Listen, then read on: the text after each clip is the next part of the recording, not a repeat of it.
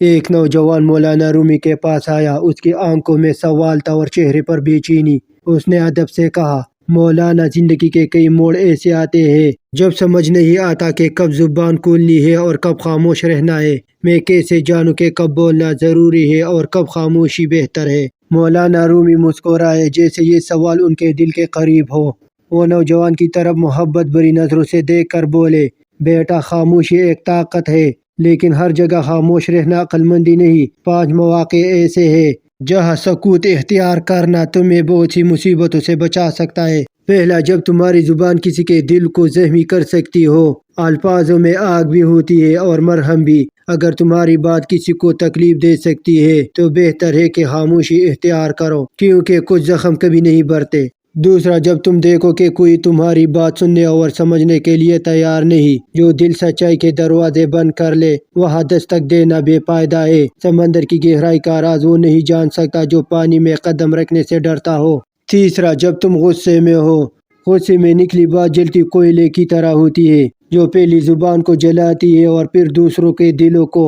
خاموش رہو، کیونکہ صبر کا ایک لمحہ کئی پچھتاوے مٹا دیتا ہے۔ چوتھا، جب تم کسی ایسے شخص سے بحث کر رہے ہو جو سچائی کو سمجھنا ہی نہیں چاہتا بلکہ صرف اپنی جیت چاہتا ہے، جو سننا نہیں چاہتا، اس کے سامنے بولنا اپنے الفاظ ضائع کرنے کے برابر ہے۔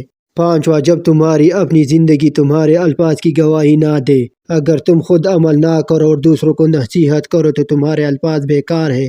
دنیا کانوں سے کم آنکھوں سے زیادہ سیکھتی ہے۔ نوجوان نے سر جھکا لیا۔ مولانا، آپ کی باتیں میرے دل میں اتر گئی، لیکن یہ بھی بتائے کہ کب خاموش نہیں رہنا چاہیے۔ مولانا رومی نے گہری سانس لی اور بولے، جب حق کا وقت ہو تو خاموشی جرم بن جاتی ہے۔ جب تم دیکھو کہ کوئی مظلوم ہے اور تمہاری خاموشی ظالم کو طاقت دے رہی ہے، تب بولنا فرض ہے۔ جب سچائی خطرے میں ہو تب اپنی زبان کو قید میں مت رکھو۔ جب تمہاری خاموشی کسی معصوم کی بربادی کا سبب بنے تب بولنا لازم ہے۔ اور جب تمہارا دل کہے کہ اب بولنا وقت کا تقاضا ہے، تب الفاظ کو قید مت کرو، کیونکہ بعض اوقات ایک بولی ہوئی سچائی ہزاروں زندگیوں میں روشنی بھر سکتی ہے۔ نوجوان کی آنکھوں میں روشنی آ گئی، جیسے وہ ایک نئی دنیا دیکھ رہا ہو۔ اس نے مولانا رومی کے قدم چھوئے اور خاموشی کی حکمت سمجھ کر واپس چلا گیا۔